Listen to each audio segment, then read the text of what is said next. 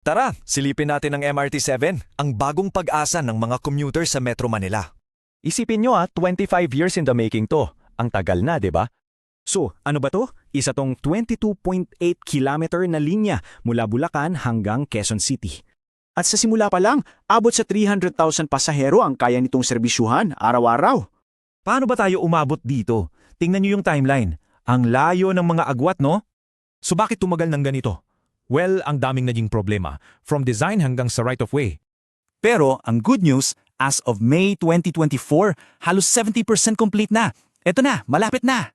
So after all that waiting, mukhang matutuloy na talaga? Ang tagal nating hinintay to? Ang ruta niya, mula San Jose del Monte sa Bulacan, didiretso yan hanggang North EDSA sa QC. Dadaan yan sa 14 na estasyon across Quezon City, Caloocan at San Jose del Monte. At ang pinaka-importante, magkokonekta to sa North Triangle Common Station. Game changer yan!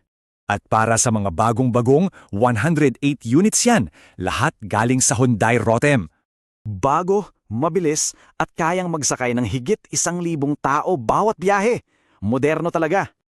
Ito pa ang bago. First time sa Pinas to. Third rail ang gamit, wala nang kable sa taas. Pero wait, there's more. Hindi lang yan ang buong kwento ng MRT-7. Ang ultimate goal? Isang 200-kilometer network. Imagine that. Kasi may mga plano pang extension, papuntang Manila, Airport, Rizal at Marikina.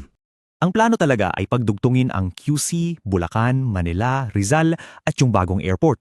So para sa atin, ibig sabihin yan, mas mabilis na biyahe at less traffic. Yan ang aabangan natin. So eto na nga ba ang game changer? After 25 years, malalaman na natin.